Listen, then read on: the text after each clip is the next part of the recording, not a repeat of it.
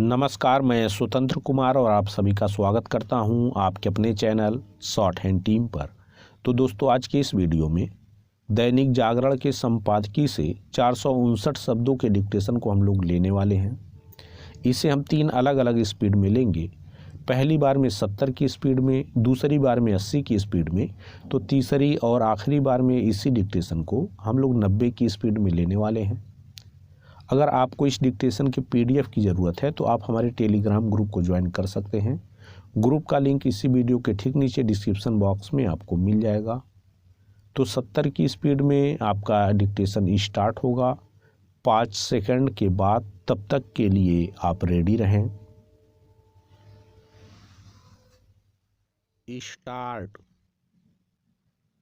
अंततः यह आशंका सही सिद्ध हुई कि चीन के साथ व्यापार घाटा 100 अरब डॉलर को पार कर सकता है। ताज़ा आंकड़े बता रहे हैं कि बीते वर्ष भारत चीन के बीच 135 अरब डॉलर का जो द्विपक्षीय कारोबार हुआ, उसमें जहां चीन से होने वाला आयात 118 अरब डॉलर रहा, वहीं भारत की ओर से उसे किया जाने वाला निर्यात 17 अरब डॉलर तक ही सीमित रहा। यह पहली बार है जब चीन के साथ भारत का व्यापार घाटा 100 अरब डॉलर के आंकड़े को पार कर गया। यह इसलिए विशेष चिंता का विषय है क्योंकि ऐसा मेक इन इंडिया और आत्मनिर्भर भारत अभियान के बाद भी हुआ। इसका सीधा अर्थ है कि इसकी गहन समीक्षा करनी होगी कि ये दोनों अभियान अपेक्षा पर खरे क्यों नहीं उतर पा रहे हैं। इसी के साथ यह भी देखना होगा कि उत्पादन से जुड़ी प्रोत्साहन योजना यानी PLI स्कीम वांछित परिणाम क्यों नहीं दे पा रही है। चीन जिस तरह भारतीय हितों को चोट पहुंचाने के साथ सीमा पर आक्रामक रवैया अपनाए हुए है, उसे देखते हुए यह आवश्यक ही नहीं, अनिवार्य है कि वहां से आने वाली सामग्री पर निर्भरता कम की जाए। पैरा। निसंदेह जहां सरकार को यह देखना होगा कि चीन से व्यापार घाटा बढ़ता क्यों जा रहा है, वहीं उद्योग जगत को भी यह समझना होगा कि इस घाटे के लिए एक बड़ी हद तक वही जिम्मेदार है। हमारे उद्योग जगत को चीनी वस्तुओं पर अपनी निर्भरता कम करने के लिए कमर कसनी होगी।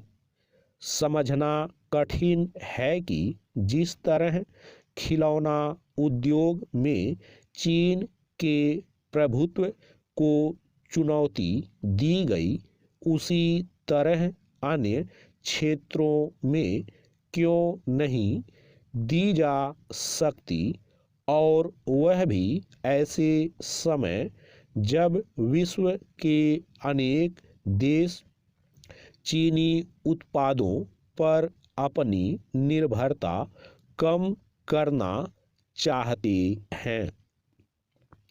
अच्छा हो कि भारतीय उद्योगपति इस अवसर का लाभ उठाएं। वे ऐसा करने में तभी सक्षम हो सकते हैं जब तकनीक का उपयोग करने के साथ अपनी उत्पादकता बढ़ाने और साथ ही अपने उत्पादों की गुणवत्ता सुधारने पर अतिरिक्त ध्यान देंगे। यदि भारत को वास्तव में विकसित देश बनना है तो एक ओर जहां चीनी उत्पादों पर निर्भरता कम करनी होगी, वहीं दूसरी ओर विश्व बाजार में उसके उत्पादों से प्रतिस्पर्धा भी करनी होगी। इसका कोई औचित्य नहीं कि भारतीय उद्योगपति वे वस्तुएं भी चीन से मंगाएं जिन्हें देश में बनाया जा सकता है। यह ध्यान रहे कि एक समय दवाओं में उपयोग होने वाला कच्चा माल यानी API भारत में ही तैयार होता था, लेकिन धीरे धीरे वह चीन में बनने लगा और फिर भारतीय फार्मा उद्योग उसे वहीं से मंगाने लगा। आज स्थिति यह है कि हमारा फार्मा उद्योग चीनी API पर निर्भर है। यह समझ आता है कि कच्चा माल चीन से आए, लेकिन इसका कोई अर्थ नहीं कि तैयार माल भी वहीं से आए। स्टॉप। दोस्तों, इसी डिक्टेशन को दूसरी बार में हम लोग 80 की स्पीड में लेंगे और आपका समय स्टार्ट होगा 5 सेकंड के बाद। तब तक के लिए आप रेडी रहें। स्टार्ट। अंततः यह आशंका सही सिद्ध हुई कि चीन के साथ व्यापार घाटा 100 अरब डॉलर को पार कर सकता है। ताज़ा आंकड़े बता रहे हैं कि बीते वर्ष भारत चीन के बीच 135 अरब डॉलर का जो द्विपक्षीय कारोबार हुआ, उसमें जहां चीन से होने वाला आयात 118 अरब डॉलर रहा, वहीं भारत की ओर से उसे किया जाने वाला निर्यात 17 अरब डॉलर तक ही सीमित रहा। यह पहली बार है जब चीन के साथ भारत का व्यापार घाटा 100 अरब डॉलर के आंकड़े को पार कर गया। यह इसलिए विशेष चिंता का विषय है क्योंकि ऐसा मेक इन इंडिया और आत्मनिर्भर भारत अभियान के बाद भी हुआ। इसका सीधा अर्थ है कि इसकी गहन समीक्षा करनी होगी कि ये दोनों अभियान अपेक्षा पर खरे क्यों नहीं उतर पा रहे हैं। इसी के साथ यह भी देखना होगा कि उत्पादन से जुड़ी प्रोत्साहन योजना यानी PLI स्कीम वांछित परिणाम क्यों नहीं दे पा रही है। चीन जिस तरह भारतीय हितों को चोट पहुंचाने के साथ सीमा पर आक्रामक रवैया अपनाए हुए है, उसे देखते हुए यह आवश्यक ही नहीं, अनिवार्य है कि वहाँ से आने वाली सामग्री पर निर्भरता कम की जाए।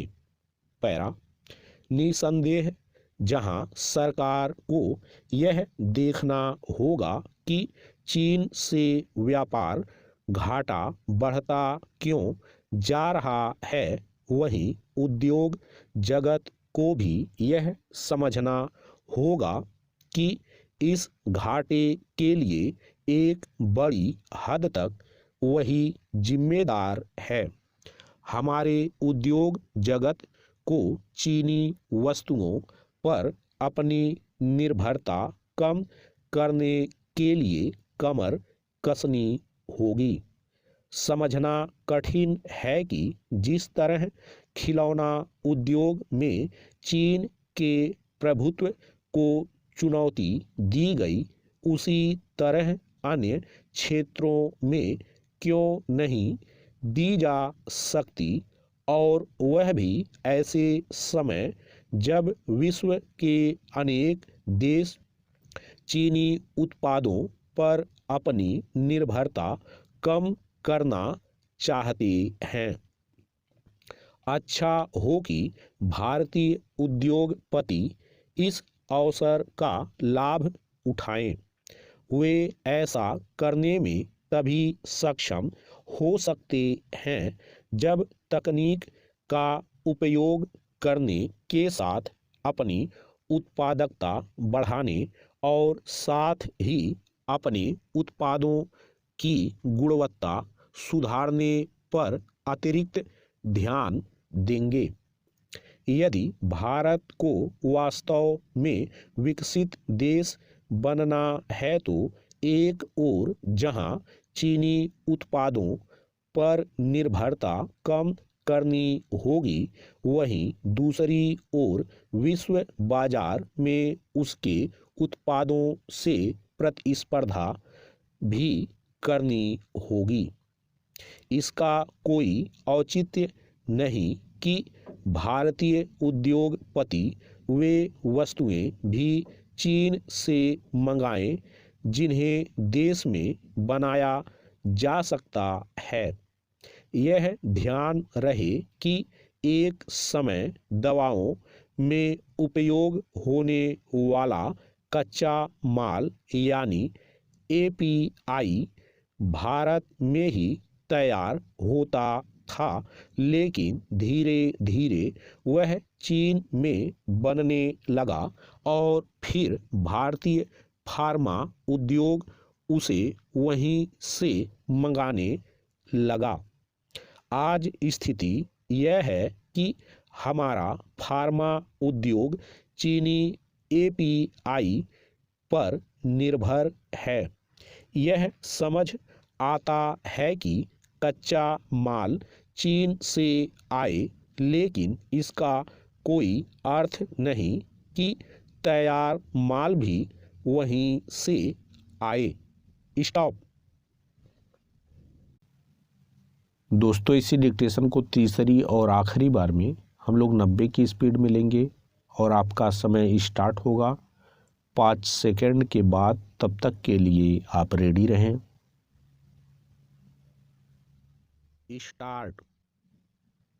अंततः यह आशंका सही सिद्ध हुई कि चीन के साथ व्यापार घाटा 100 अरब डॉलर को पार कर सकता है।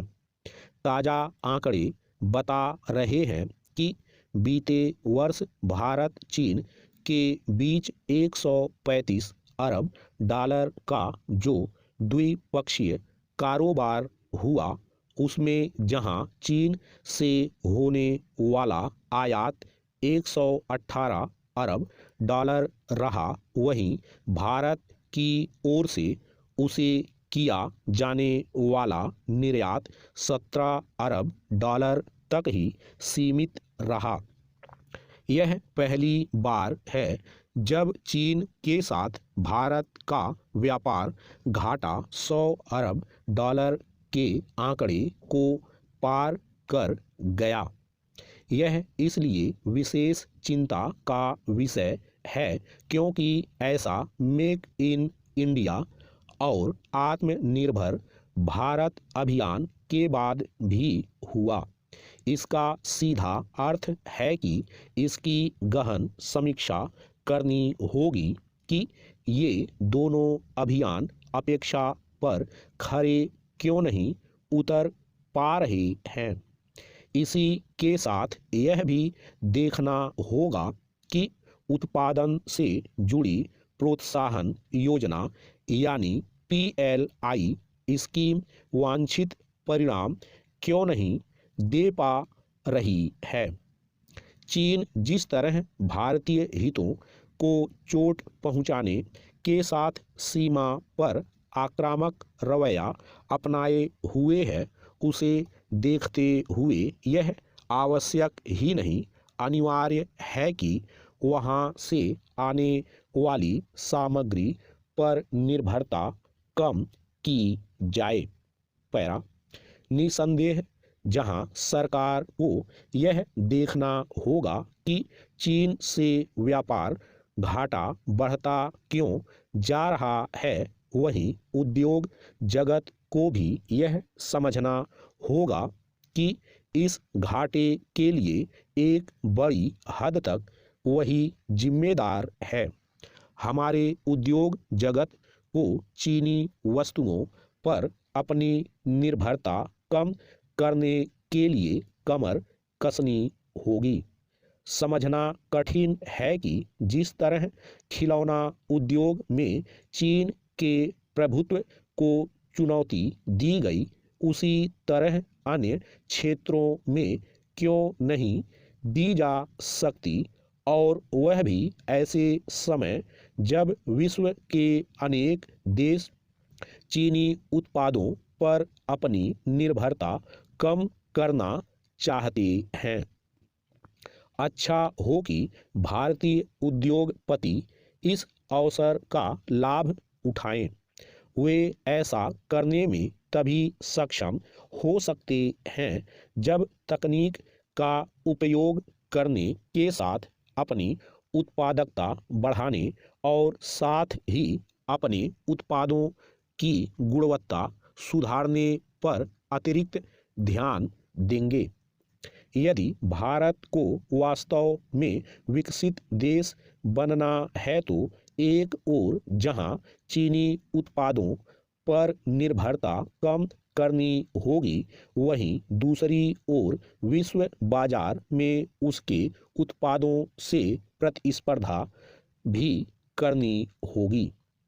इसका कोई औचित्य नहीं कि भारतीय उद्योगपति वे वस्तुएं भी चीन से मंगाएं जिन्हें देश में बनाया जा सकता है।